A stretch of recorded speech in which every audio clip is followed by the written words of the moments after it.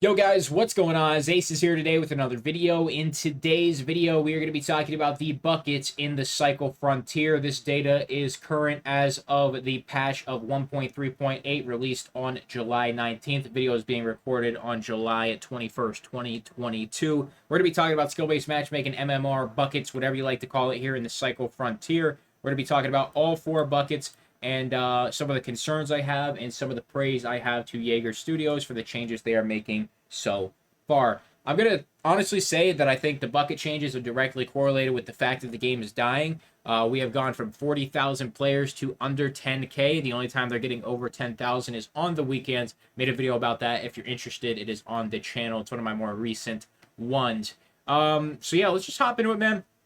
We have tinkered with our matchmaking to protect fresh players better and to increase the challenge for good squad players. The adjustment will slightly adjust the experience for good solo players. Intentions with the new bucket are: Bucket 1, starting solos and duos that are not so great at the game. So what does this mean? Well, starting solos, they have to put you somewhere. They don't know if you're going to be good or not at the game yet. So when it comes to people who are just starting the game, you're going to start playing against other people who have just started the game, or relatively speaking, have just started the game. So if you're a solo, and let's say the server you're on, or at the time you're playing, nobody is a brand new player, you're still going to have people in your lobby. You're still going to have your occasional duo, and you are going to have solos that might not be new at the game and might be a little decent. You have to have players in the lobbies to populate the servers. So it's not going to be strictly on this, but everybody's got to start somewhere, and the game will quickly figure out if you are not great at the game, and it will put you into more or less like a 1.5 bucket, or it'll put you in a 0.5 bucket if they're still really fine-tuning the buckets. If they're literally sticking to this bucket system, it's really flawed for new players or players who are extremely bad at the game. So when it says duos that are not so great, this is two players that, to be brutally honest, are fucking trash at the game. Let's say you're, extracting 1 in 4, maybe 1 in 5. You're probably going to be in the starting solos lobby, so you can actually get some kills and potentially extract a little bit more. Bucket number 2, and this is what's the most important out of all 4 buckets, and we'll talk a little bit about bucket 3 and some concerns I have there. But bucket 2 is good solos, not great duos, and underperforming trios. These would almost not exist. So let's talk about the trios first. If you are getting an underperforming trio, that means this squad of 3 all have KDs of, let's say, 0.33. They are horrendous at the game. They are not good. Somehow they are always dying. And you're not going to see this, man. The odds of that happening are so slim. You would need players that are just horrendous playing together. It really wouldn't make any sense, to be honest with you. The odds you have 3 people who are playing a game of this nature that are all horrendous and just terrible, it won't happen. But if it does, I guess it does. It just is what it is. But it's probably not going to happen, just like it says. Your odds of finding a trio that is just horrendous at the game won't happen. You have not great duos. So what does that mean in comparison to duos that are not so great at the game? This is the light way of saying you're fucking garbage, and this is the way of saying you're bad. It's basically that simple. Let's say your KDs or survival rates are under 50%.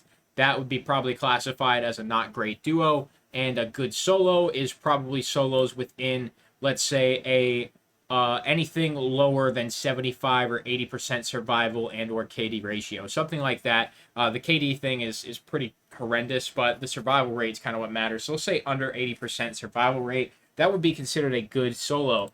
And, the not great duos, if you're a good solo playing not great duos, then you should be able to 1v2 almost every time. And this is where I kind of got excited reading about Bucket 1 and 2, because it really does make it seem like solo play might be viable.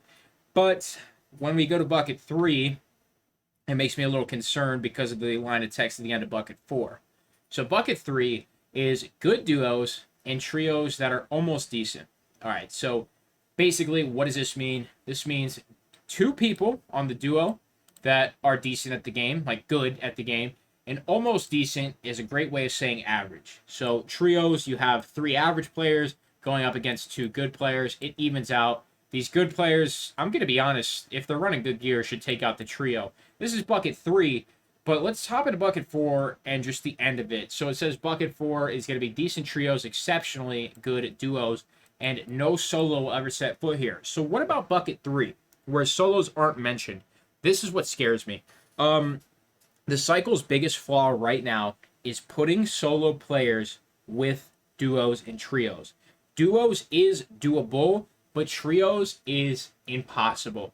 You cannot 1v3 in this game. I do not care if you are going against an underperforming trio. It is nearly impossible, and let me explain to you why. Now let's take trios out of the equation. I will just use duos for the example. If you are a good solo going up against a not great duo, here is the thing. Let's say this not great duo both have gray armor. Okay, that's fine. Not great duo, gray armor. You have your AR that does like 11 damage, whatever the fuck. Doesn't matter. The first player you got to do 100 damage to, and versus that gray armor, you got to put in some solid shots, right? Maybe a couple reloads, couple gunfights, and that's one player. So number one, you waste a ton of ammo and you take a ton of damage from player 1, and then you're going against player 2 in the duo, and you are taking another gunfight where you could potentially be weak, out of ammo, so many different variables. When you are solo on solo, even if you are a solo with gray armor facing somebody with purple armor, you have a better chance of killing the solo with purple armor if you are taking the gunfight correctly than you do facing a duo, because there is only one set of bullets coming your way. Even if they have higher pen, in my opinion, I would rather have a weapon shooting me with higher pen and or damage and somebody having better armor than 2 players shooting at me with 2 sets of armor. It will not equal out the way you might think it will, even if they have better armor as that solo. So in this game where you cannot one-shot headshot like Escape from Tarkov, like Marauders, I'm not sure if you can one-tap in Marauders, but you can 2-tap for sure. And, it's just like, dude, it's just if bucket 3 has solos in here, the exceptional solos, the guys that are really running the shit, players who are only playing solo constantly and they are doing well, if you are getting into bucket 3, the system is still flawed. It still will not work. This game, if it wants to survive long term, needs solo support. It is very, very simple. If there is not solo support, this game is going to continue going downward. It is not rewarding, in my personal opinion, to play the game if you're not playing solo. It's fun to play with a duo and play with a trio, but it is not rewarding enough to play with duos and trios because of the responsibility of the other teammates. I think it's more immersive and more fun solo, and that's why I have almost 2,300 hours in Escape from Tarkov solo, only and purely solo. And when it comes to the cycle, I have not been able to play this game solo because of all the issues with the buckets, as they like to call it. So bucket 4 is decent trios, exceptionally good duos. This is fine, really doesn't affect me at all, but I really don't see a problem with this. I mean, this is going to be your highest skill bracket. This is where the best of the best go. The people who are playing in squads constantly, that's where they belong. It looks good to me. I don't see anything wrong with bucket 4. You're going against the best guys with the best loot and the best PvP. I mean, this is where you want to be if you're focused on PvP only.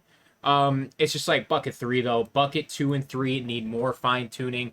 You have to have, in my opinion, another bucket in here somewhere where you never get solos and trios in the same lobbies ever.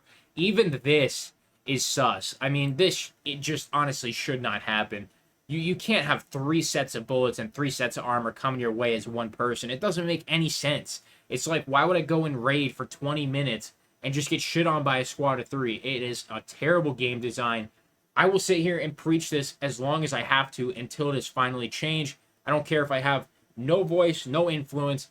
I've said it before the game went into full release. They need to make a solo-only playlist. They have yet to do it, and I don't think they ever will. And I think it's because they can't swallow their pride and say they were wrong. That's my opinion. Honestly, it's getting to a point where, changes are being made. We are going in the right direction, don't get me wrong. But I don't know what the issue is. Just fucking make a solo-only playlist and watch the game flourish. It's like, if you don't want to make money, if you don't want your game to succeed, if you just want to take the bag, what you already got, and run, that's cool. But right now, I guess we're making progress, Something is better than nothing. So that is what I have to say about the changes to skill-based matchmaking. If you agree with me, amazing. If you don't, I don't care. I've been playing Tarkov the last almost 3 years, so I pretty much know what I'm talking about when it comes to this game genre. I played the cycle long enough already to know what is bullshit and what is not, and I can assure you that the current systems are still not fun. Make sure you leave a like, subscribe, sponsor, and equipment description below. It's going to be it for me. I'll see you guys in the next one. I'm out.